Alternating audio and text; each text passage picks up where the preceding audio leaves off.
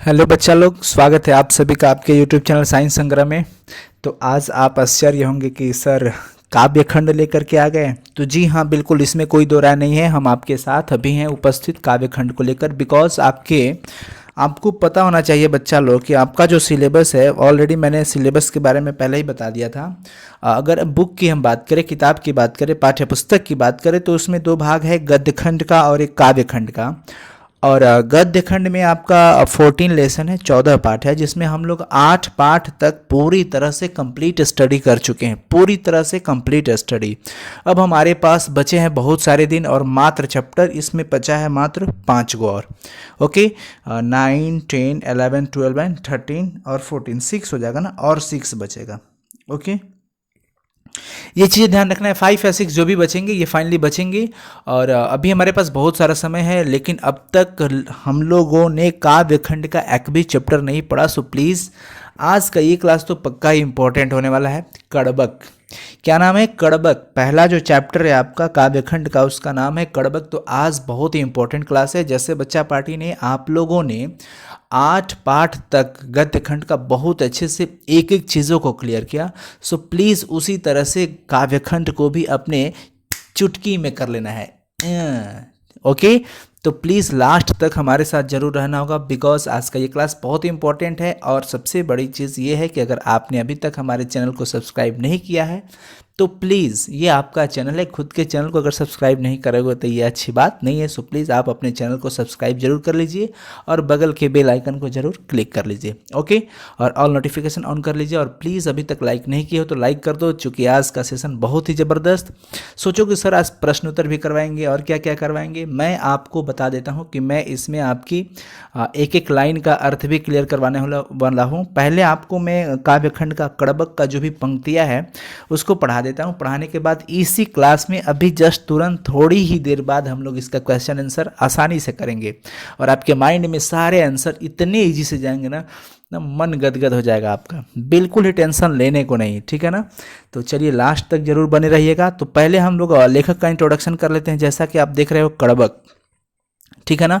तो लेखक का परिचय करते हैं। पहले लेखक कौन है? लेखक है मलिक मोहम्मद जायसी।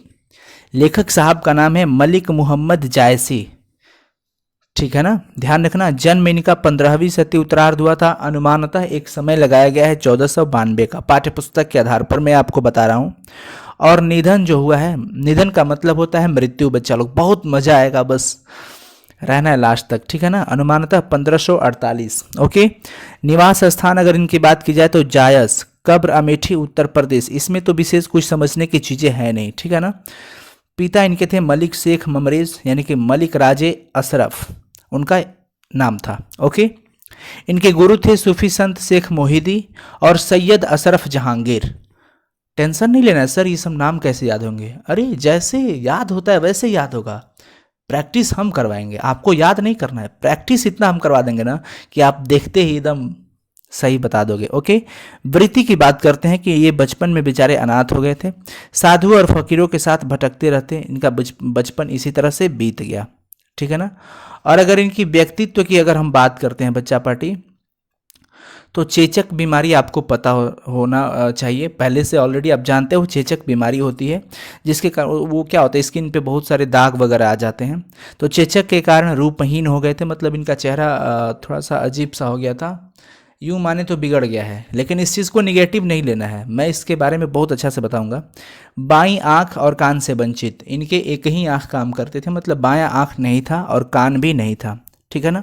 और इन्होंने सबसे बड़ी चीज़ तो इनकी ये है कि ये सब चीज़ ना होते हुए भी इनकी कृति बहुत महान है। यानी बच्चा पार्टी रूप का सुंदर होना, त्वचा का सुंदर होना, ये कुछ भी मायने नहीं रखता।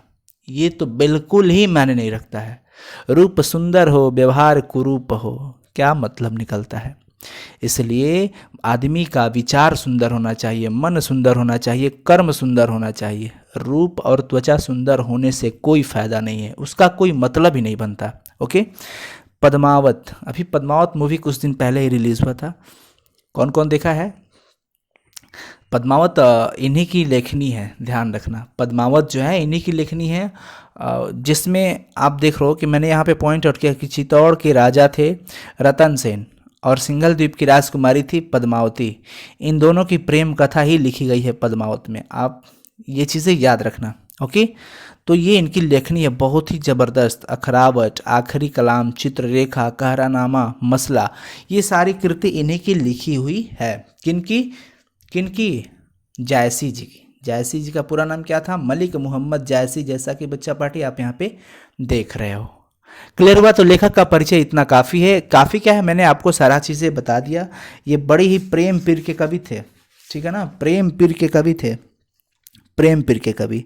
अपने मार्मिक अंतर्व्यथा से जो प्रेम इनका निकलता है ना, बड़ी ही व्यापक निकलता है। इसे पढ़ के तो लोगों के आंख से आंसू गिर जाते हैं। पता नहीं आपकी आंखों से आएंगे कि नहीं, आई होप कि नहीं आना चाहिए भावना, ठीक है ना। तो बड़ी अच्छे से समझना है इस चीज़ को। अब हम लोग शुरू करते हैं, चलते हैं। कड़बक में दो भाग हैं, कड़बक 1 और कड़बक 2, ठीक है ना, यानी कि दो भागों में इसको दिया गया। अब हमें एक एक चीज़ों को क्लियर करना होगा, बहुत ही इम्पॉर्टेंट है। सो प्लीज़ आप समझिएगा मैं क्या बताना चाहता हूँ। देखिए, एक एक चीज़ों को समझना होगा बच्चा पार्टी, एक एक चीज़ों को समझना होगा।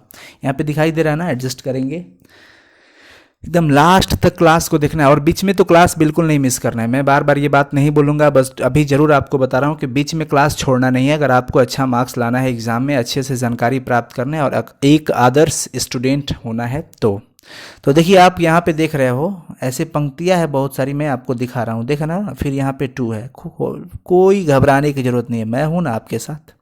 एक एक चीज़ें क्लियर करूँगा, बस थोड़ा सा लॉजिक जरूर लगाना कि मैं कहना क्या चाहता हूँ। एक नैन कवि मुहम्मद गुनी, सोई बिमोहा जेई कवि सोनी। एक नयन कवि मुहम्मद गुनी, सोई बिमोहा जेई कवि सोनी। एक नैन, कवि के एक ही नैन थे। मैंने आपको बताया कि उनका एक ही आंख था। कवि मुहम्मद गुनी, एक नैन होते हुए भी कवि जो थे मुहम्मद जी जायसी जी, वो गुणी है, यानी कि गुणी है। उनके अंदर बहुत सारा गुण है। बिना गुण रहते ही ये इतने बड़ी बड़ी लेखनी की रचना कर दिए हो? पॉसिबल है? इनके गुण जो है ना, बड़ी ही गुणशाली है, ये महत्व है इनका। सोई बिमोह जेई कभी सुनी, जे जो भी इनकी लेखनी को सुनता है वो मोह माया में पड़ ही जाता है। सोई बिमोहा, मोह में आ जाता है। जेई कभी सुनी, जो इस कवि की कोई लेखनी को पढ़ता है तो वो इनके मोह में आ जाता है। एक आंख के हैं, उससे क्या मतलब है? एक नयन कवि मुहम्मद गुनी, नैन तो एक ही है, किसके? कवि मोहम्मद के, यानी कि जायसी जी के, लेकिन ये गुणवान है। तभी तो जो भी इनकी लेखनी सुनता है तो वो मोह में आ जाता है। बातें समझ में आ रही है ना? इसी तरह से मैं एक एक चीज क्लियर करवा दूंगा, भाव समझना। और ये तो चीज बताने के बाद क्वेश्चन आंसर आप खुद से भी कर लोगे। ओके, अब देखो दूसरा पंक्ति है कि चांद जईस जग विधि अवतारा, दीन कलंक कीन्ह उजियारा। समझना है, चांद जईस जग विधि अवतारा, दीन कलंक कीन्ह उजियारा। अरे दाग तो चांद में भी है ना जी। चांद जईस, चांद के जैसा जग ने, जग मतलब इस संसार ने, चांद को भी, किसको? चांद को भी। विधि मतलब विधाता, ईश्वर। विधि का मतलब हो गया ईश्वर, यानी कि विधाता। विधाता ने, अवतारा का मतलब जन्म देना, ठीक है ना, यानी कि विधाता ने इस संसार में चांद को जन्म दिया। बात समझना, मतलब क्या है वो समझना।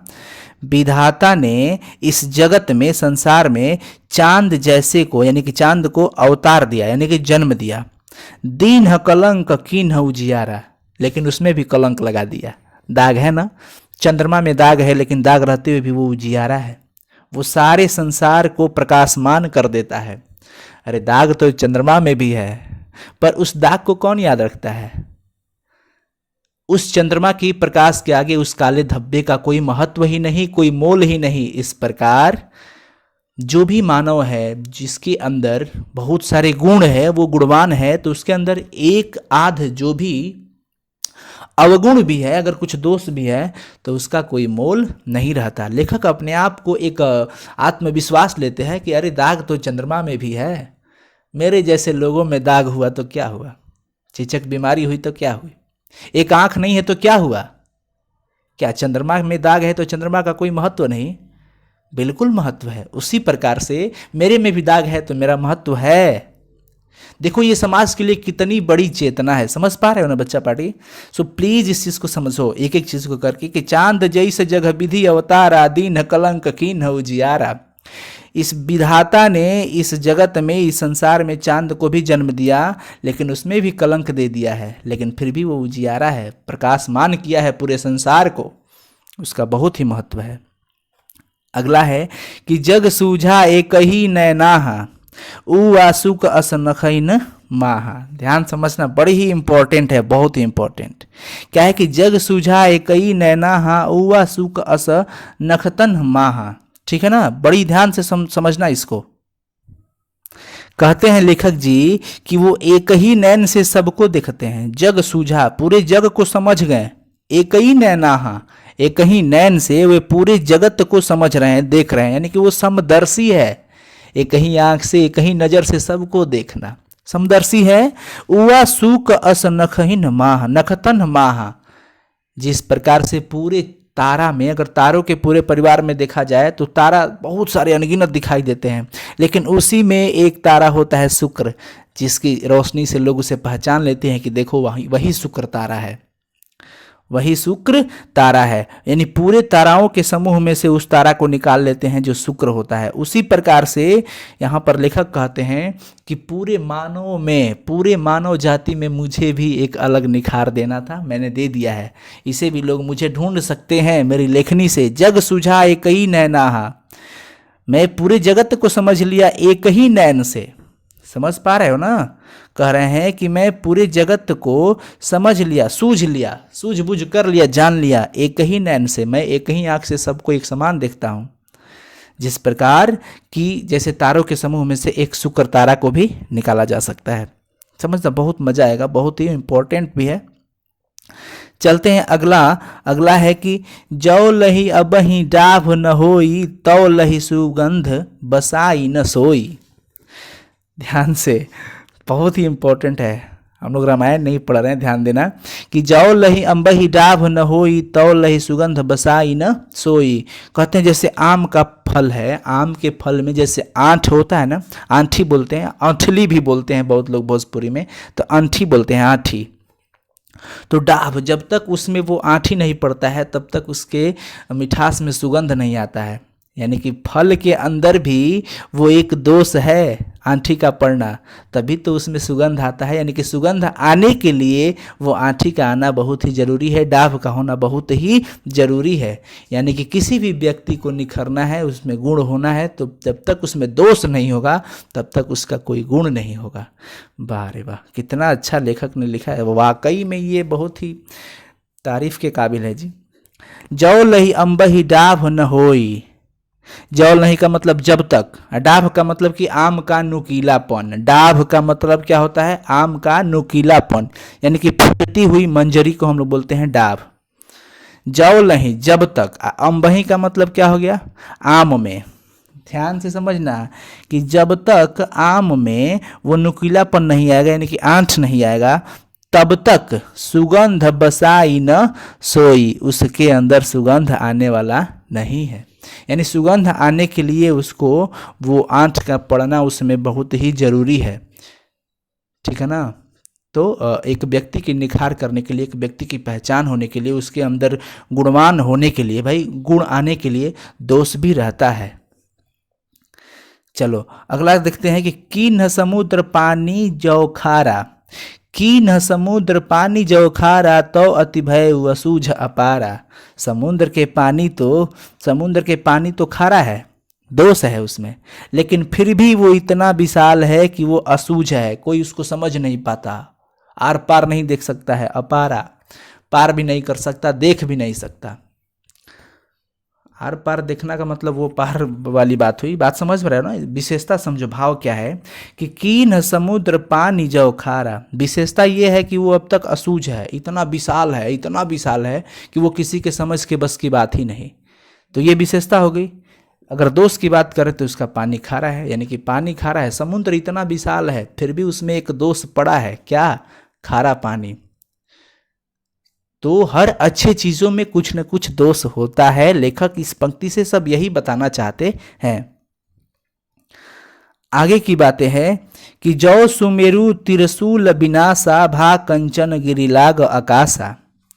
सुमेरु पर्वत, शंकर जी के त्रिशूल से सुमेरु पर्वत को नष्ट किया गया था। सुमेरु पर्वत जो था वो शंकर जी के त्रिशूल से उसको नष्ट किया गया था। देखो, त्रिशूल मारा गया नष्ट होने के लिए, लेकिन वो क्या बन गया? सोना का बन गया। किसका बन गया? भा कंचन गिरिलाग आकाशा। तो वो सोना का हो गया। किसका हो गया? सोना का। ध्यान रखना है। तो जौ सुमेरु त्रिशूल विनाशा, यानी कि वो त्रिशूल मारा गया था उस पर्वत पे, सुमेरु पर्वत पे। देख, ध्यान से स्टोरी सुनो, ऑब्जेक्टिव क्वेश्चन हो सकते हैं यहाँ से। कि जौ सुमेरु त्रिशूल विनाशा, शंकर जी के, शिव जी के जिस त्रिशूल ने उसको विनाश किया था, मारा था किसको?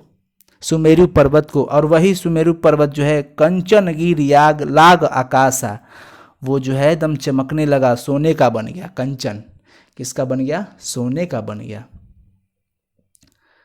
तो ये चीज समझना है, बड़ी ही इंपॉर्टेंट है। तो लेखक कहते हैं कि त्रिशूल चलाया गया नष्ट होने के लिए, त्रिशूल से तो मारा गया उसमें, तो उसमें तो दोष हुआ, लेकिन वो बन गया सोना का। वाह, कितनी अच्छी बात है। इस प्रकार से ये नहीं सोचना है।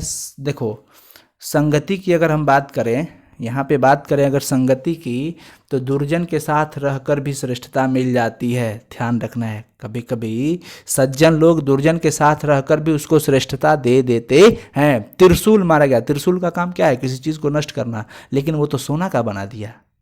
तो ये विशेषता है लेखक की, ठीक है ना। ये वो कहना चाहते हैं, वो अपने ऊपर अपनी आत्मविश्वास को बताना चाहते हैं। जौ लही घरी कलंक न परा, कांच होई नहीं कंचन करा। जौ लही घरी कलंक न परा, कांच होई नहीं कंचन करा। घड़ी का मतलब होता है घड़िया, घड़िया जिसमें सोनार लोग जो होते हैं ना, कि कोयले की आग सुलगाकर सोने को तपाकर खरा बनाते हैं, ठीक है ना। तो जौ लही, जब तक कच्चा सोना को तपाया नहीं जाता, गलाया नहीं जाता, ठीक है ना, तब तक वो जो है कांच, कच्चा सोना, वो कंचन करा यानी कि पूरा असली सोना में नहीं बदल पाता है। नहीं कंचन करा, असली सोना नहीं बनता है जब तक उससे तपाया नहीं जाएगा, गलाया नहीं जाएगा।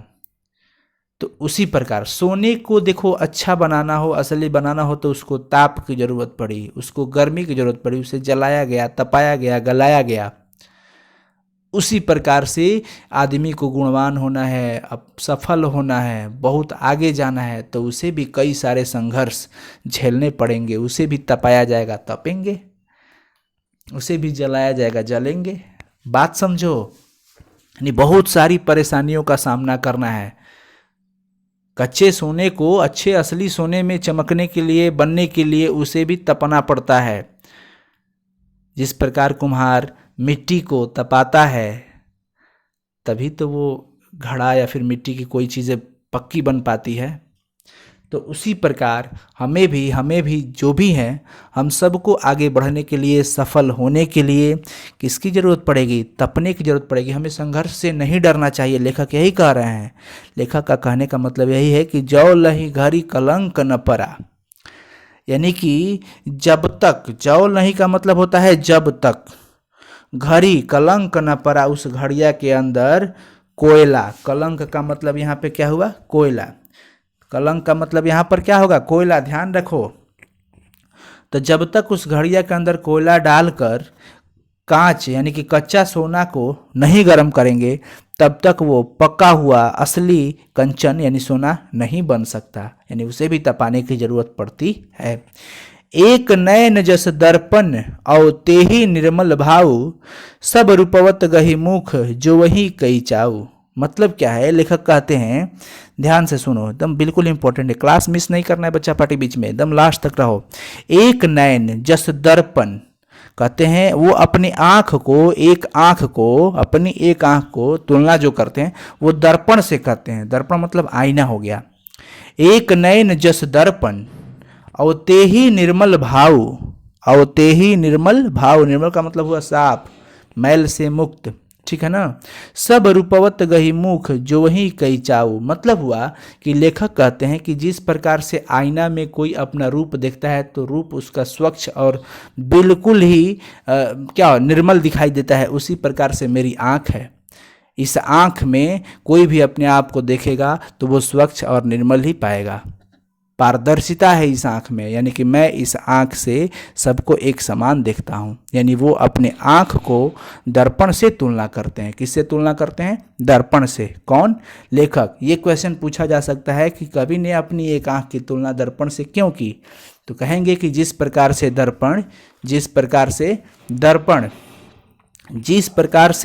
दर्पण के अंदर यानी कि आईना में लोग अपना स्वच्छ चेहरा देखते हैं, उसी प्रकार कवि के इन आँखों में भी सारे जग के लिए स्वच्छ और निर्मल ही प्रतिबिंब बनते हैं। ओके, ध्यान से समझना है, बहुत ही इंपॉर्टेंट है। तो पहला चीज़ क्लियर हो गया। अब हम लोग दूसरा कर लेते हैं तुरंत। बच्चा लोग एक बार कंफर्म करो आपको समझ में आ रहा है कि नहीं। जो मैं आपको समझा रहा हूँ वो चीज़ें आपको समझ में आ रहा है ना? एक बार सबको कंफर्म कर दो तो भाई लोग एक बार बता दो। देखो सुबह में मेरा तबीयत ठीक नहीं था, इसलिए क्लास उतना अच्छा नहीं हो पाया, बट अब तो बहुत ठीक हुआ हूँ, कोशिश कर रहा हूँ अच्छे से हो। तो आप, हाँ जी, बहुत सुंदर, very very thanks to you. चलो अब हम लोग दूसरा कड़बक देखते हैं। कड़बक का दूसरा भाग है, इसमें बड़ी ही इंपॉर्टेंट है और समझना है सब चीज़ को। बहुत ही मज़ा आने वाला है और आ भी रहा है, बस समझ जाना है। लॉजिकली चीज़ है, इसको समझना है केवल, बस, और विशेष कुछ नहीं। ठीक है ना? चलो, मुहम्मद यही कभी जोरी सुनावा, सुना जो प्रेम पीरगा पावा। मतलब क्या हुआ? मुहम्मद का मतलब कि ये जो कवि हैं वो यही कभी जोरी सुनावा, यह जो है इस काव्य की जब रचना किए हैं तो एक एक शब्द को, इस कविता को, काव्य को जोड़कर सुना रहे हैं। जोड़कर, जोरी शब्द का मतलब हो गया जोड़कर। जोरी शब्द का मतलब क्या हुआ? जोड़कर। और ये जो सब चीज़ आप देख रहे हो ना, ये जितना ही भाग है हम लोग अभी पढ़ रहे हैं, ये 1 पढ़े, फिर 2 भी अभी पढ़ रहे हैं, ये सब पद्मावत का है। किसका है? पद्मावत का अंश है, ध्यान रखना। और उसमें से उन्होंने जोड़ करके, एक एक शब्दों को जोड़ करके ही बनाया है। सुना जो प्रेम पीरगा पावा, ये जो प्रेम सुनेगा, जो भी इसको सुनेगा प्रेम को, पीरगा पावा, उसके आंखों से देखना क्या होगा? उसके दिल में दर्द होगा, पीड़ा। पीर का मतलब पीड़ा। ये इतनी दर्द भरी प्रेम गाथाएं स्पष्ट रूप से लिखा करते थे। जोरी लाई रकत कै लेई, जोड़कर लाई रकत के लेई, एक एक शब्दों को, जैसे हम लोग क्या करते हैं, जैसे मकान बनाना हो तो एक एक ईंटा जोड़ करके मकान बनाते हैं। एक एक ईंट को जोड़ने के लिए जिस प्रकार से हम लोग वो मसाला यूज़ करते हैं, सीमेंट बालू वगैरह का, उसी प्रकार से लेखक कहते हैं कि हमने वहाँ मसाला की जगह पे हमने अपने रक्त का इस्तेमाल किया है, खून का इस्तेमाल किया है। और उसी खून के लेई से, लेई का काम आपको पता है, लेई का मतलब क्या होता है? चिपकाना, गोंद का काम करता है, ध्यान है ना? तो वो एक एक चीज़ों को, मतलब एक एक शब्दों को वो उस प्रकार से जोड़ करके क्या करते हैं? बना रहे हैं। गाढ़ी प्रीति नैनन जल भेई, और जो भी इसको सुनता है उसके नयन से जल बरस जाते हैं। समझना, ध्यान से सुनना। मुहम्मद यही कभी जोरी सुनावा, सुना जो प्रेम पीरगा पावा, जोरी लाई रकत के लेई, गाढ़ी प्रीति नैनन जल भेई। यानी कि मतलब ये हुआ कि उन्होंने अपने जो काव्य और कथा की सृष्टि के बारे में बताते हैं, और क्या कहते हैं कि उन्होंने रक्त की लेई लगा करके जोड़ा है, एक एक चीज़ों को रक्त की लेई लगा करके। और वो क्या हुआ कि जोड़ा है जो गाढ़ी प्रीति के नयन जल में भिंगोई हुई है। गाढ़ी प्रीति, गाढ़ा प्रेम, गहरा प्रेम। प्रीति का मतलब हो गया प्रेम और गाढ़ी का मतलब गहरा। गहरा प्रेम नैनन जल भेई, नैनन से आंसू बरस जाते हैं। बस समझना है और ज़्यादा प्रेशर में नहीं आना है। औ मन जानी कबित असकीन्हा, औ मन जानी कबित असकीन्हा, मकु यह रहे जगत मह चिन्हा। लेखक कहते हैं कि वो मन जानी कबित असकीन्हा, अब तो मृत्यु के बाद हम लोग को कौन जानेगा? मृत्यु के बाद हमें तो कोई नहीं जानेगा, क्योंकि यह तो दुनिया नश्वर है। नश्वर है, यहाँ एक न एक दिन सबको चले जाना है। मकु यह रहे जगत मह चिन्हा, लेकिन इस जगत में हमारा क्या चिन्हा रहेगा, क्या पहचान रहेगा? कहाँ सो रतन सेनी अस राजा, पद्मावत मूवी में आपने देखा होगा कि कहाँ, अब तो रतन सेन राजा भी नहीं रहे। कहाँ सुआ असी बुद्धि उपराजा, वो सुगा भी नहीं, तोता भी नहीं रहा जो उनको बुद्धि दिया करता था। वो भी नहीं रहा। कहाँ अलाउद्दीन सुल्तानो, अलाउद्दीन भी अब नहीं रहे। कहूँ राघव जेहि किन्न बखानो, अब राघव भी चेतन भी नहीं रहे। ध्यान है, राघव चेतन या अलाउद्दीन भी अब नहीं रहे, वो पद्मावती रानी भी नहीं रही। लिखा है कि कह सुरपु पद्मावती रानी, अब तो वो रानी पद्मावती भी नहीं रही। इस नश्वर दुनिया में सारे लोग जा रहे हैं। कोई न रहा जग रही कहानी, कोई नहीं रहा, बस यहाँ पे उनकी कहानी ही रह गई। अच्छा लगा ना, समझो। कहाँ सो रतन सेनी अस राजा, अब रतन सेन राजा भी नहीं रहे। कहाँ सुवा असी बुद्धि उपराजा, कहाँ वो सुगा भी नहीं रहा जो उनको बुद्धि दिया करता था। कहाँ अलाउद्दीन सुल्तानो, अब वो तो अलाउद्दीन भी नहीं रहे। और कहाँ राघव जेहि किन्न बखानो, वो बखान करने वाले राघव चेतन भी नहीं रहे।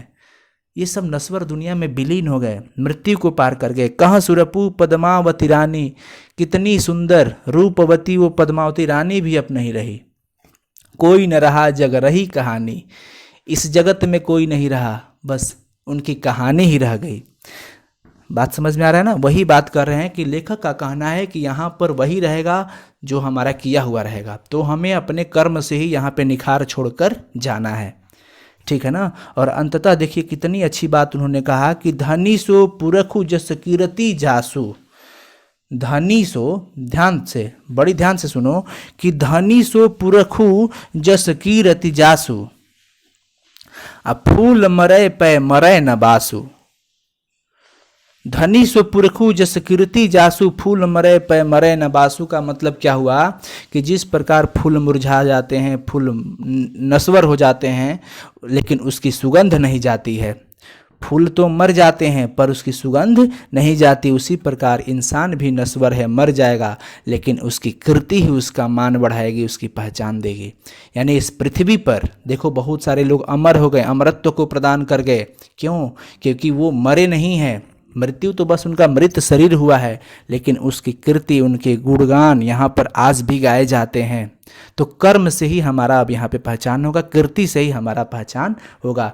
तो ये पूछा जाएगा कि लेखक अपने आप को यहाँ किस रूप में याद रखने की इच्छा रखते हैं? बस उनकी कृति के रूप में। वो कह रहे हैं कि फूल की मृत्यु हो जाएगी, फूल मर जाएगा, मुरझा जाएगा, लेकिन उसकी सुगंध नहीं जाती है।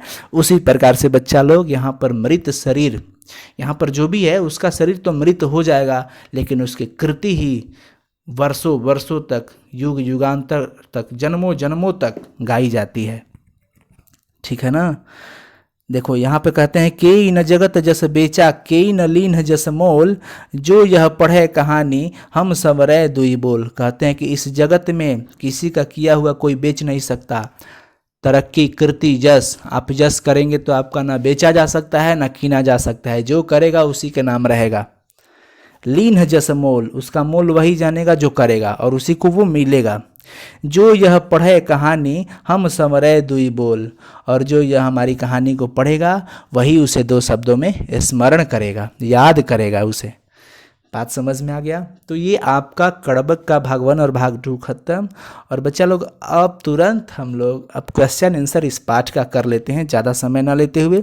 चलिए क्वेश्चन आंसर करते हैं, शुरू करते हैं 1 नंबर क्वेश्चन से। ओके, फटाफट तब तक आप लोग कमेंट करके बताओ कैसा लग रहा है क्लास। ओके, जल्दी से बताओ फटाफट, I am waiting for your reply. हाँ जी, अच्छा नहीं लग रहा है क्या जी? बताओ आप लोग, अच्छा लग रहा है ना? चलिए अब हम लोग क्वेश्चन आंसर करेंगे और पक्का आपको समझ में आएगा, ठीक है ना? लास्ट तक स्टे रहिए। और इसके बाद इसका ऑब्जेक्टिव एमसीक्यूज भी होगा, लेकिन पहले हम लोग क्वेश्चन आंसर कर लेते हैं, बहुत ही इंपॉर्टेंट है।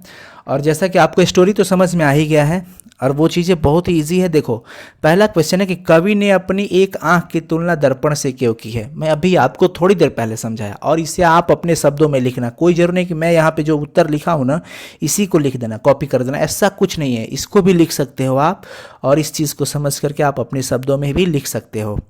कवि ने अपनी एक आंख की तुलना दर्पण से ही क्यों की, यानी कि वो समानता दिखा रहे हैं। वो कह रहे हैं कि जिस प्रकार दर्पण है उसी तरह मेरा आंख है। तो मैंने आपको बताया कि दर्पण में स्वच्छ और निर्मल जो होता है ना चेहरा दिखाई देता है। देखिए हम जानते हैं कि दर्पण स्वच्छ और निर्मल होता है, ठीक उसी प्रकार कवि की आंख है। अब इससे आसान वर्ड क्या हो सकता है?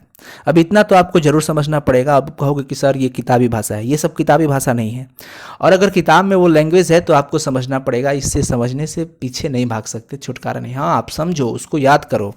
हम जानते हैं कि दर्पण स्वच्छ है और निर्मल होता है, ठीक उसी प्रकार कवि की आंख है, यानी कवि की आंख भी स्वच्छ है और निर्मल है। उस आंख से सारी दुनिया एक समान नजर आती है। वो कवि जो है उस आंख का इस्तेमाल बिकॉज उनके पास एक ही आंख है, तो वो अपने आप को इतना आत्मविश्वास बनाए हुए हैं, उनके चेहरे चेचक से क्या हो गए हैं, रूपहीन हो गए हैं। और आजकल के बच्चों को देखो तो वो अपने आप को निगेटिविटी ले लेते हैं, नहीं लेना चाहिए। ऐसे लोगों को याद करो जो अपनी कृति से अपना मान सम्मान बनाए हैं इस धरती पर, ठीक है ना। तो इस समाज के लिए एक नई चेतना है, नई संदेश है, इसे हमें सीखना चाहिए। कोई भी व्यक्ति अपनी छवि जिस प्रकार साफ एवं स्पष्ट रूप से दर्पण में देख पाता है, ठीक उसी प्रकार कवि की आंख भी स्वच्छता और पारदर्शिता का प्रतीक है। मैंने बताया अभी कि जिस प्रकार दर्पण में छवि साफ सुथरा दिखाई देती है, उसी प्रकार कवि की आंख है, वो एक दर्पण की तरह है जो सबके लिए स्वच्छ और पारदर्शिता है। अतः कवि ने अपनी आंख, एक आंख की तुलना दर्पण से की है। समझ में आ गया ना? बहुत ही इजी था, बहुत ही इजी और बहुत ही इंपॉर्टेंट।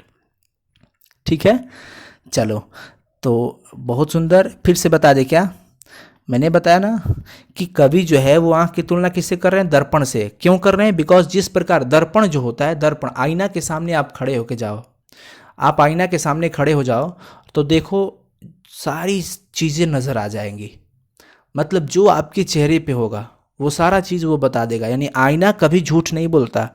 शायरबाजों ने ये चीज़ लिखा है कि आईने झूठ नहीं बोला करते, यानी आईने जो सच्चाई होता है वही बताते हैं, साफ सुथरा जो भी होता है वो चीज़ बता देते हैं।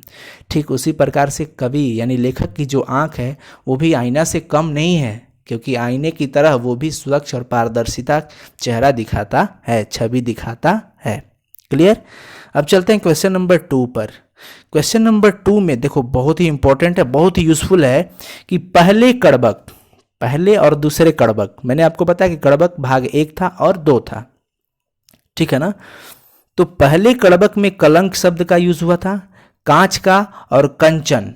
कलंक, कांच और कंचन। वो कलंक कोयले वाला कलंक नहीं, ये दाग वाली कलंक की बात कर रहे हैं, ठीक है ना। पहले कड़बक में मैंने आपको बताया 3 शब्द का यूज हुआ था ना, कलंक, कांच और कंचन। से क्या तात्पर्य है तो मैं पहले आपको समझा देता हूं, उसके बाद उस पर फोकस करूंगा। कलंक, दाग, अरे दाग तो चंद्रमा में भी है भाई, लेकिन उस चंद्रमा के प्रकाश के आगे वो काले दाग को कोई नहीं पूछता, उसका कोई महत्व नहीं, ठीक है ना। तो इंसान के अंदर गुण होना चाहिए, और गुण के अलावा एक आध अवगुण भी होंगे ना तो चलेंगे। कोई अवगुण को नहीं देखेगा, वो गुण ही उसको ओझल बना देगा, नीच बना देगा, ठीक है ना। कांच की अगर बात करें तो कांच मैंने बताया घड़िया, यानी कि उसमें कच्चा सोना को जिस प्रकार तपा करके असली सोना बनाया जाता है, उसी प्रकार इंसान को भी तपना चाहिए, संघर्ष करना चाहिए, परेशानियों का सामना करना चाहिए, तभी वो निखर पाएगा, आगे बढ़ेगा, सफल हो जाएगा। और कंचन का मतलब हो गया, ध्यान से समझना है, कंचन, कंचन का मतलब वो सोना जिस प्रकार से सुमेरु पर्वत पे त्रिशूल पड़ा था, तो त्रिशूल के पड़ने से, त्रिशूल तो मारा गया था नष्ट होने के लिए, लेकिन उस नष्ट होने के बावजूद वो सोना का हो गया। यानी कि वो मित्रता की बातें आ रही है किसके साथ, क्या बोलते हैं जी उसको, दुर्जन के साथ। किसके साथ? दुर्जन लोगों के साथ। तो चलो हम लोग समझते हैं कि कवि ने कलंक, कांच और कंचन शब्दों का उपयोग करके अपने विचारों को प्रकट किया है। इन शब्द का इस्तेमाल करके वो अपने भावना रखे हैं, विचार रखे हैं। वो कहते हैं, क्या कहते हैं कि कलंक शब्द की चर्चा करते हुए, कलंक शब्द की चर्चा करते हुए लेखक यह बताते हैं कि चंद्रमा में दाग होते हुए भी वो संसार को रोशनी देता है। सही बात है ना, चंद्रमा में दाग होते हुए भी वो चंद्रमा जो होता है वो संसार को क्या देता है? रोशनी देता है। अर्थात उस रोशनी के आगे वो काला धब्बा का कोई मोल नहीं रहा, कोई महत्व नहीं रहा बच्चा लोग। सच्चाई बात है ना। तो वही चीज बता रहे हैं लेखक कि उस प्रकाश के आगे, उस चंद्रमा की चांदनी जो प्रकाश होती है उसके आगे उस काला दाग का कोई पूछताछ नहीं है, कोई मोल नहीं है, कोई वैल्यू नहीं है उसका। अतः गुणवान व्यक्ति में अगर कुछ दोष भी हो जाए ना, अवगुण का मतलब होता है दोष, तो उसके गुण के आगे वो अवगुण भी यानी दोष भी छिप जाता है। ठीक है ना, बातें समझ में आ रही है ना। ऐसा नहीं कि पढ़े लिखे भी नहीं, जैसे होता है ना घर में क्या होता है या फिर स्कूल वगैरह में, जैसे होता है कि लड़का इंटेलिजेंट है, टैलेंटेड है, पढ़ाई लिखाई कर रहा है और थोड़ा सा बाल बड़ा बड़ा भी रखा है ना, तो कोई बात नहीं, चलेगा, चलो वहाँ पे टीचर उसको इग्नोर करते हैं कि चलो भाई पढ़ता लिखता तो है, घर के गार्जियंस भी सोचते हैं कि नहीं पढ़ाई लिखाई करता है, थोड़ा बहुत चलेगा, चलो।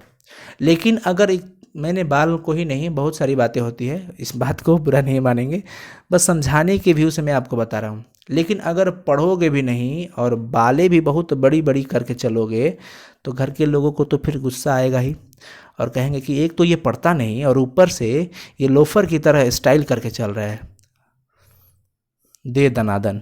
समझ पा रहे हो ना, तो वही चीज़ें होता है। तो आपके अंदर गुण होगा ना, तो गुण के आगे कुछ अवगुण भी छुप जाते हैं। तो लेखक ये कहना चाहते हैं। और दूसरी है कांच के बारे में बता रहे हैं वो, समझना कि कांच शब्द का प्रयोग करते हुए लेखक कहते हैं कि जिस प्रकार कच्चा सोना को गलाकर तपाकर असली सोना में बदला जाता है, उसी प्रकार इंसान को बिना संघर्ष किए, बिना तपस्या किए, बिना त्याग के श्रेष्ठता और सफलता नहीं मिल सकती। हमें सफल होना है, श्रेष्ठ होना है, तो इसके लिए हमें त्याग करना पड़ेगा, संघर्ष करना पड़ेगा, तपस्या करना पड़ेगा। किस प्रकार? जिस प्रकार सोने को तपा करके एक निखार दी जाती है, उसके अंदर कच्चा सोना को तपा करके ही असली सोना बनाया जाता है। लेखक बड़ी अच्छी अच्छी बातें शिक्षा दे रहे हैं।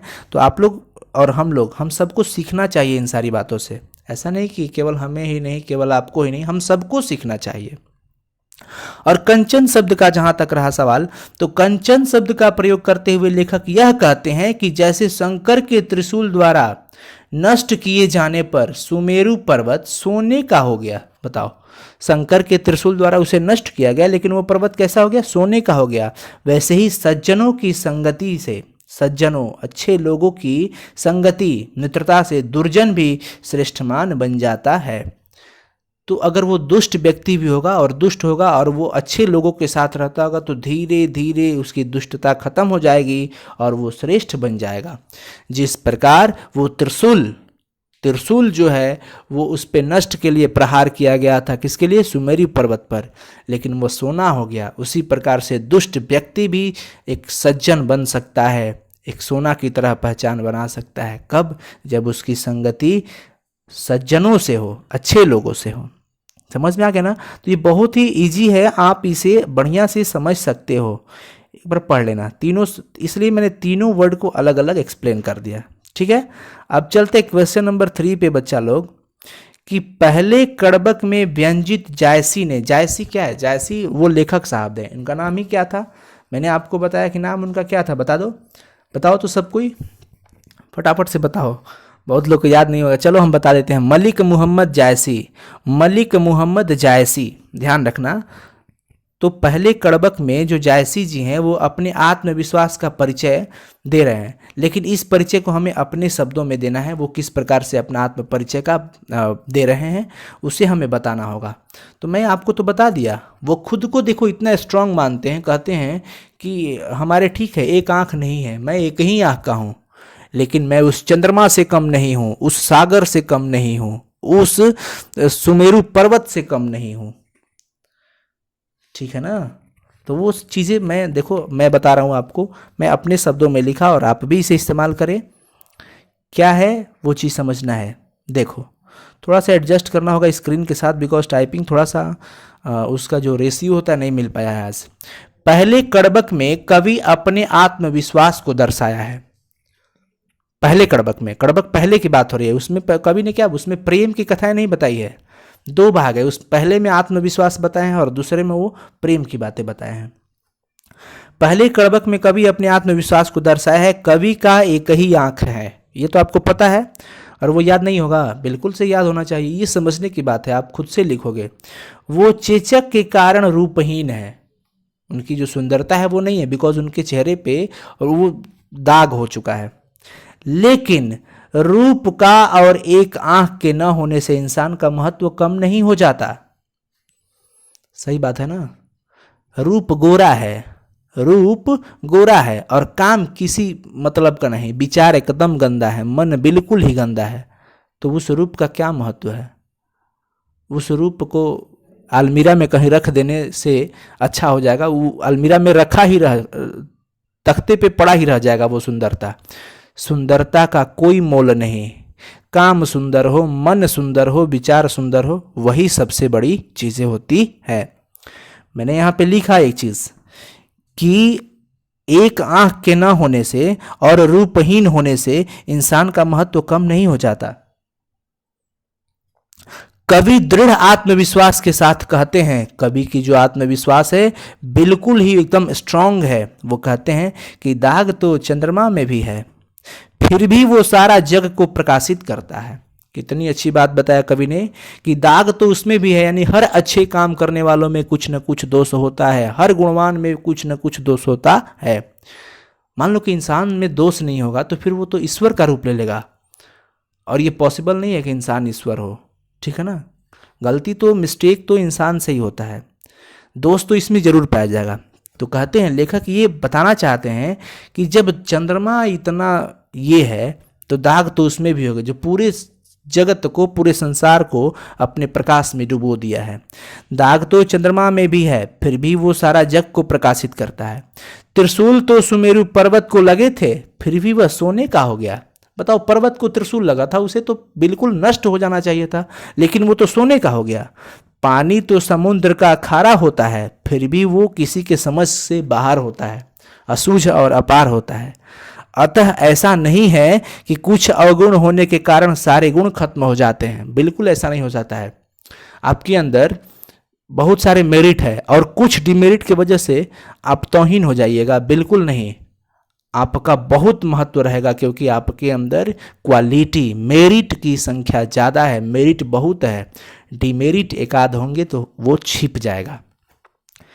फाइनली आपको समझ में आना चाहिए कि पहले कड़बक में जो है, पहले कड़बक में कवि अपने आत्मविश्वास को दर्शाया है। कवि का एक ही आंख है, वो चेचक के कारण रूपहीन है, लेकिन रूप का और एक आंख के न होने से इंसान का महत्व कम नहीं हो जाता है। कवि दृढ़ आत्मविश्वास के साथ कहते हैं कि दाग तो चंद्रमा में भी है, फिर भी वो सारा जग को प्रकाशित करता है। त्रिशूल तो सुमेरु पर्वत को लगे थे, फिर भी यह सोने का हो गया। पानी तो समुद्र का खारा होता है, फिर भी वो असूझ है, अपार है, किसी के समझ से बाहर है। अतः हम ऐसा नहीं कह सकते हैं कि कुछ दोष के होने के कारण सारे गुण खत्म हो जाते हैं, बिल्कुल नहीं। कवि का यह आत्मविश्वास जनमानस के लिए नई चेतना है। जनमानस समझते हो? पूरे जन के लिए, लोगों के लिए एक नई चेतना है, नई बुद्धि है। हम सबको सीखना चाहिए उनसे, ठीक है ना, और प्रयास करना चाहिए कि जितने भी दोष है वो दूर हो। लेकिन अब इस प्राकृतिक दोष का क्या वजह? आँख नहीं है तो हम आँख कहाँ से लाए थे? कान है ही नहीं तो कान कहाँ से पैदा करेंगे उसमें? तो ये सारी चीज़ें हैं। तो ये न होने की वजह से हम अपने आप को हीन न समझें। हमारे अंदर एक कृति होनी चाहिए, हम ऐसा काम करें, हमारा रूप सुंदर हो या ना हो उससे मतलब नहीं है, कर्म विचार सुंदर होने चाहिए। लेखक यही बताना चाहते हैं, ठीक है। अब क्वेश्चन नंबर 4 की तरफ। कमेंट तो सबका बहुत ही बढ़िया, चलो ठीक है, लेकिन पढ़ाई पे फोकस बच्चा, पार्टी पढ़ाई पे फोकस। क्वेश्चन नंबर 4, कवि ने किस रूप में स्वयं को याद रखे जाने की इच्छा व्यक्त की है? उनकी इस इच्छा का मर्म बताएं। मैं आपको बताया ना कि लेखक जो थे, कवि जो थे मोहम्मद जायसी जी, वो दूसरे कड़बक में क्या बताए हैं? वो दूसरे कड़बक में कहते हैं कि रतन सेन राजा भी नहीं रहे, वो सुगा भी नहीं रहा, अलाउद्दीन भी नहीं रहे, राघव चेतन भी नहीं रहे, वो सुंदर रूप वाली पद्मावती रानी भी नहीं रही, कोई नहीं रहा, बस जग में कहानी रही। यानी कि जिस प्रकार जो फूल होता है वो मुरझा जाने के बाद उसका सुगंध ही रह जाता है, उसी प्रकार से हम लोग भी एक बार नष्ट हो जाएंगे, हम भी एक दिन चले जाएंगे। लेखक खुद को कहते हैं कि हम भी एक दिन नष्ट हो जाएंगे, बस हमारी कृति से ही हमारी यहाँ पर पहचान होगी। मैं ये चीज़ आपको पहले ही बता दिया हूँ। देखिए, ये चीज़ें क्लियर करना है। कवि कहते हैं कि यह जगत तो नश्वर है, यह संसार जो है वो नश्वर है, यहाँ जीने के लिए कोई नहीं आया है, कुछ क्षण के लिए, कुछ समय के लिए जीने के लिए आया है। एक न एक दिन जैसे ही अवधि उसका पूरा होगा वो मृत्यु को प्राप्त कर जाएगा। केवल कृतियां ही अमर रह जाती है। कृति का मतलब क्या हुआ? अच्छे कर्म। कृति का मतलब हो गया उनकी कृति, अच्छे कर्म या उनकी लेखनी रचना जो भी होते हैं, अच्छी चीज़ें वहाँ पर उनकी रह जाती है। जिस प्रकार पुष्प अपने नश्वर शरीर त्याग कर देता है, जिस प्रकार पुष्प, ध्यान से, बहुत ही सुंदर, समझ में आ रहा है ना आप लोग को? एक बार कमेंट करके बताओ तो समझ में आ रहा है कि नहीं। एक बार बताएंगे सब कोई लाइव चैट में, अच्छे से क्लियर हो रहा है कि नहीं, मजा आ रहा है ना, बताओ तो पहले।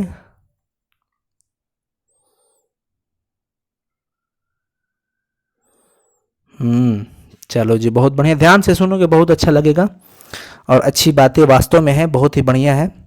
तो क्या कहते हैं कि जिस प्रकार पुष्प अपनी नश्वर शरीर त्याग कर देता है किंतु उसकी सुगंध धरती पर व्याप्त रहती है, उसकी सुगंध ही यहाँ पर रह जाती है, ठीक उसी प्रकार महान व्यक्ति भी इस धाम पर, इस धरती पर जन्म लेकर अपनी कृति से ही अपना पहचान यहाँ छोड़ जाता है, उसके कर्म से ही यहाँ पर पहचान होंगे। मान लो कभी ऐसा होता है आपके मोहल्ले में या फिर कहीं भी कोई इंसान अगर मर जाता है तो दो तरह की चर्चाएं होती है, वो इंसान पे डिपेंड करता है। कोई मरता है तो एक मरता है तो सारे गांव वाले, सारा समाज रोता है उसके लिए, क्यों?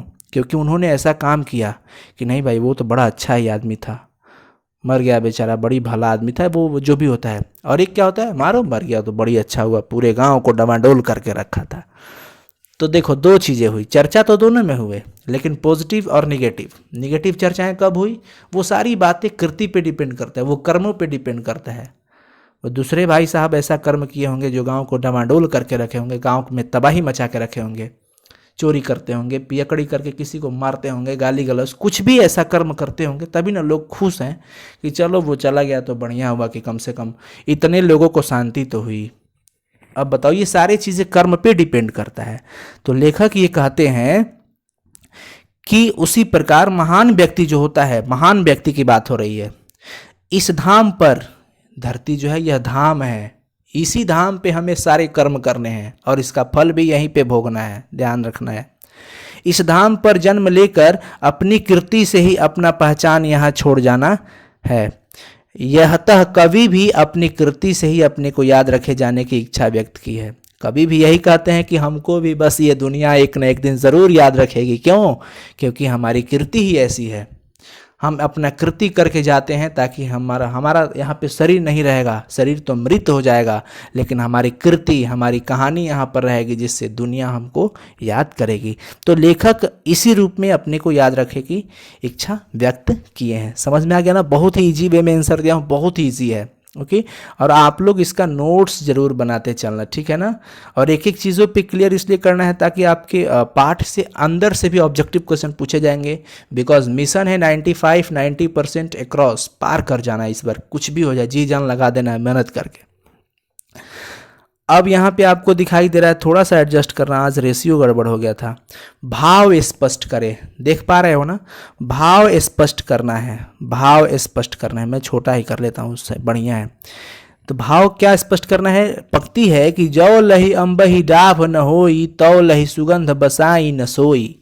वही आम वाली बात है कि जिस प्रकार आम के फल में जो डाभ नहीं लगता है, डाभ समझते हो ना? डाभ का मतलब मैं आपको बताया था कि आम का नुकीलापन, यानी फूटती हुई मंजरी जो होता है ना, मंजरी, मोजर, आम के जो मोजर होते हैं ना, जानते हो ना, भोजपुरी में बोलते हैं, तो वो फूटती है तो उसके अंदर अठली यानी कि बीज पड़ता है, वो तब जाकर के वो फल पकता है बाद में, और पकने के बाद उसमें सुगंध आता है।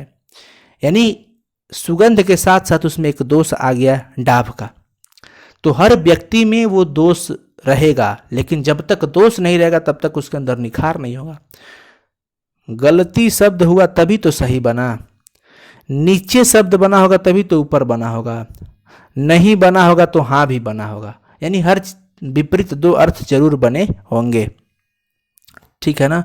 वो चीज़ें ध्यान रखना है।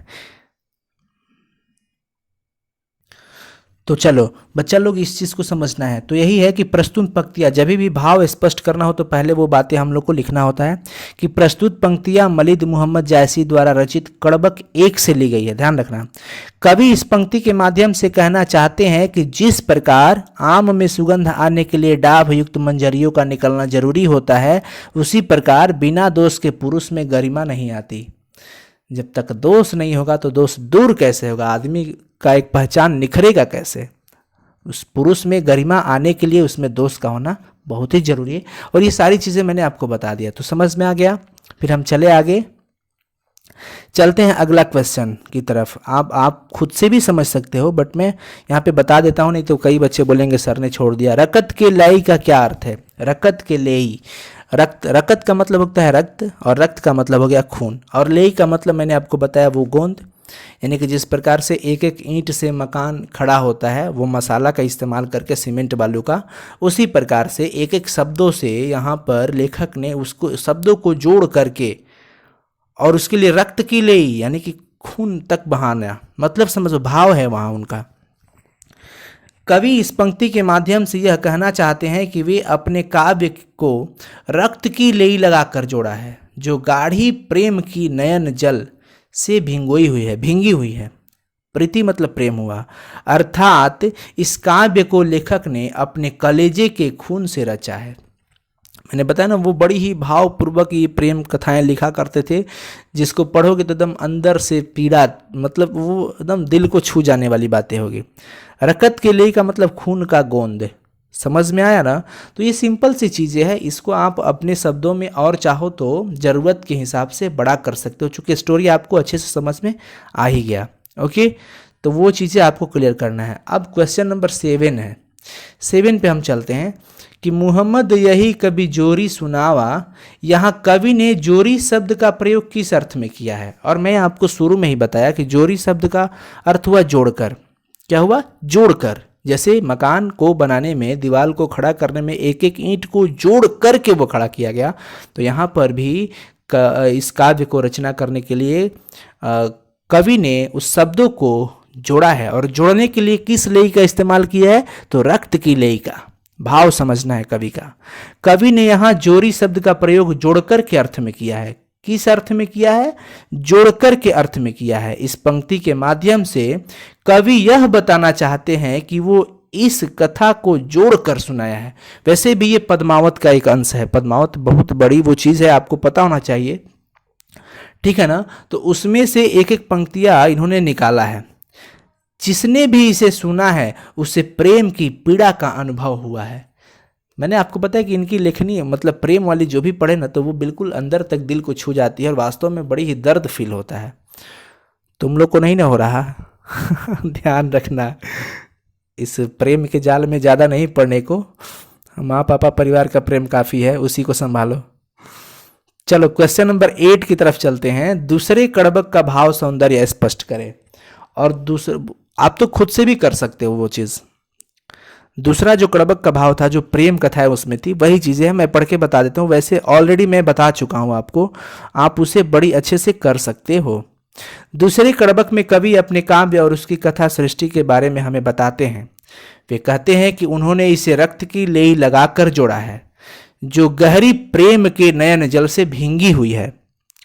अब न तो वह राजा रतन सेन है, न वह पद्मावती रानी है, न ही बुद्धिमान सुआ है। सुआ मतलब सुगा, वही जिसका नाम पता नहीं हीरा करके कुछ था।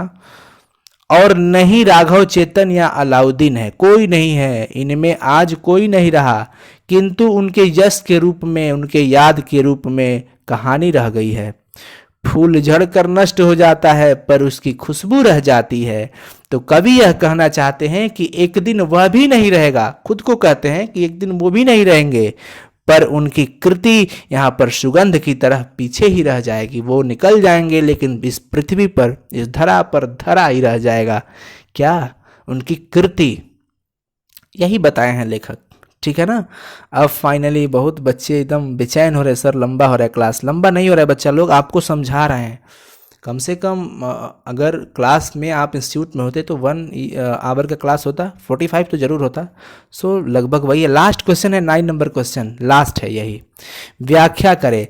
धनी सो पुरखू जस कीरति जासु, फूल मरे पे मरे न बासु। एक ही चीज बार बार मैं आपको बता रहा हूं, आप खुद से भी लिख सकते हो इसको।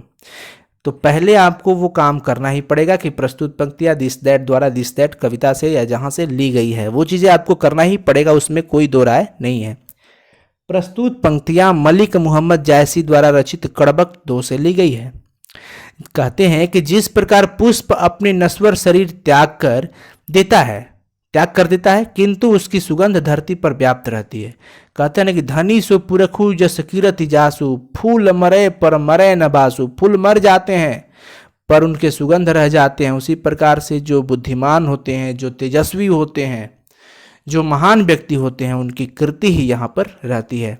तो कहते हैं लेखक कि जिस प्रकार पुष्प अपनी नश्वर शरीर त्याग कर देता है, उसकी सुगंध धरती पर व्याप्त रहती है, ठीक उसी प्रकार महान व्यक्ति भी इस धाम पर जन्म लेकर अपनी कृति से ही अपना पहचान यहाँ पर छोड़ जाता है।